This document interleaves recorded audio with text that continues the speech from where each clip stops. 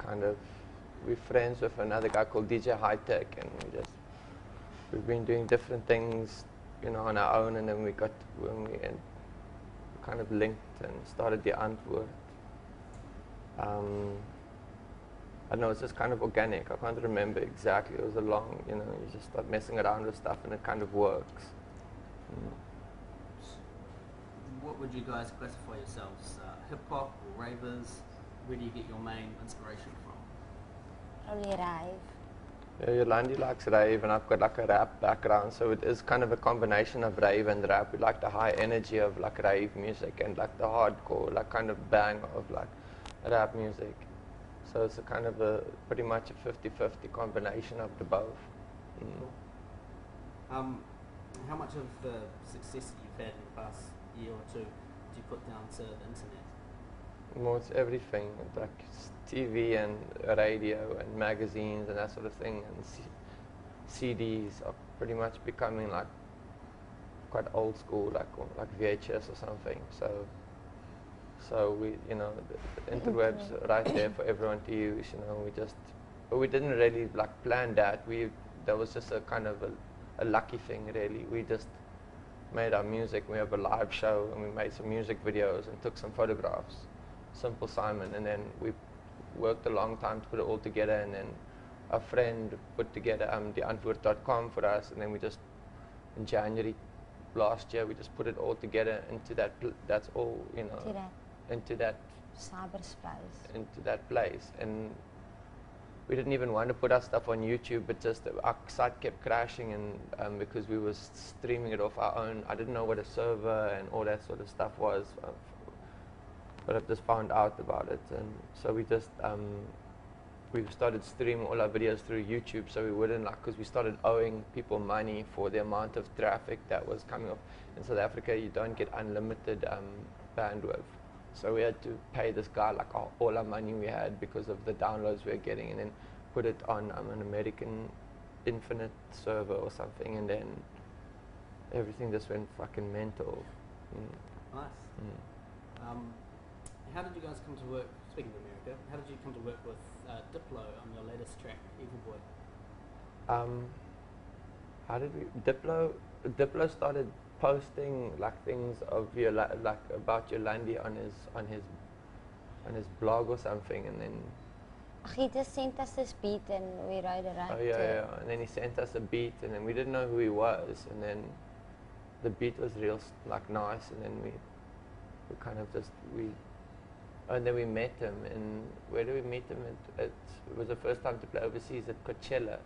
There's like fancy festival there that you drive around on golf carts to go perform, and then we met Diplo there, and then yeah, we got on good, and then we made the song, yeah. Can you explain exactly what you mean by Zef music? What is Zef to you guys? Zef's a style from South Africa, and that's kind of like it's like kind of in America you get hip hop or something, and it's like kind of like a style, or like it's not just a you know, you get rap and then you get hip hop, and it's like a whole style. And Zef in South Africa is like a whole style. It's how you, like a way of thinking and dressing and how things sound and stuff, and kind of our style is Zef, so it's just like a South African thing. What are you gonna say? Sorry.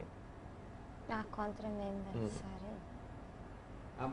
Okay, it's a weird one. If you guys were going to do a collaboration with someone like Justin Bieber, for example, what do you reckon the subject matter would be? I don't think we would do a collaboration with him. It would be, say, like, pull down your pants, let me see if you're a girl or a boy or something. That would be quite a nice hook. Yeah. What can fans at the Big Day Out expect for your show tomorrow? We don't know. Our live show is pretty much the center of our storm, so they can expect to be like kind of in the presence of that. They can come and fuck out and buck wild and fucking the kids get go the nuts. fuck down. Yeah, they go crazy at the live thing. It's real sweet. You guys can be playing in a tent with 20,000 people in it. So holy moly, it's quite a lot of crazy, people. Jesus.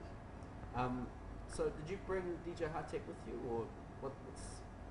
Yeah, we roll with him. Yeah. Yeah, strictly. But he just doesn't, he's a bit shy. He doesn't 'cause like interviews or... He's got like a speech impediment. Fair enough.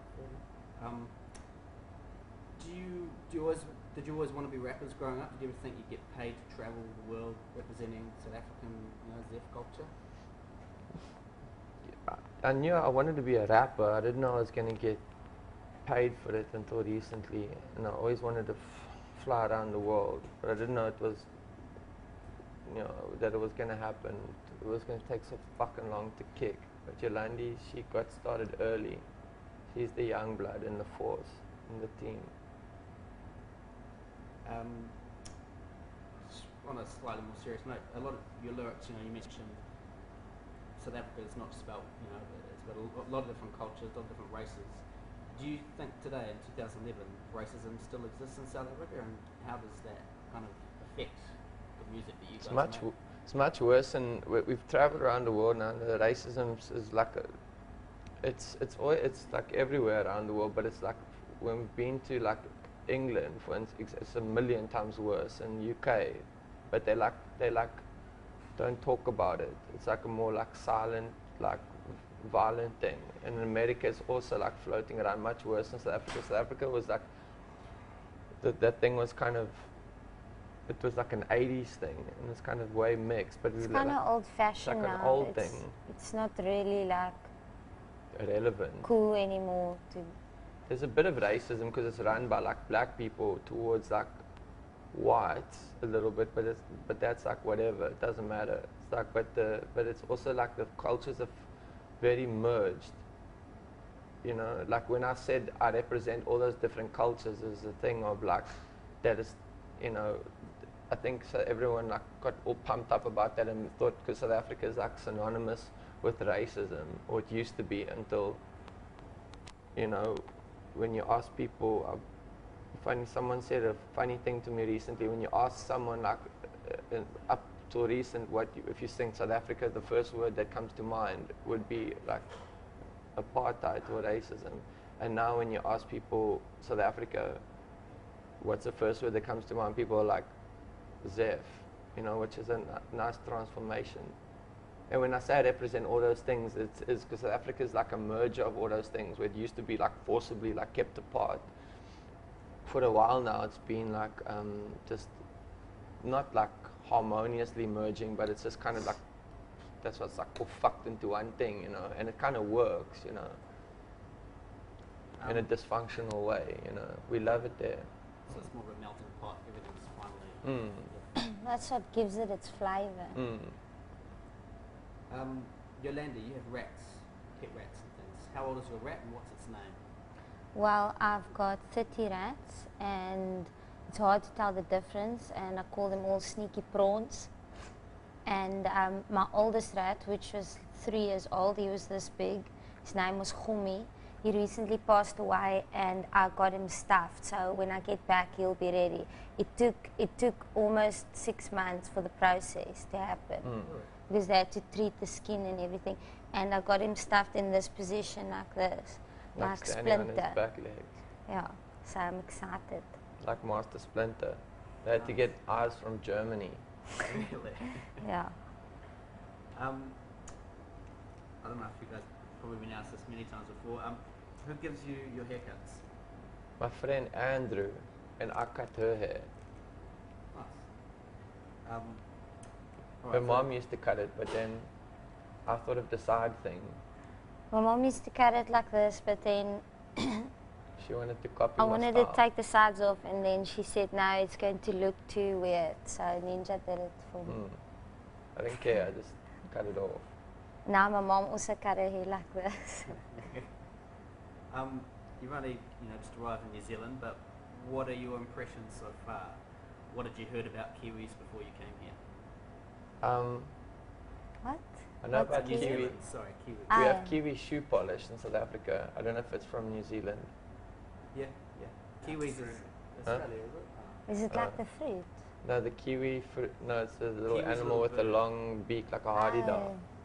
I don't know that much about it. I just know that like like Bilbo Baggins is from New Zealand, and I can't tell the difference between a New Zealand accent and an Australian accent, but it's probably different.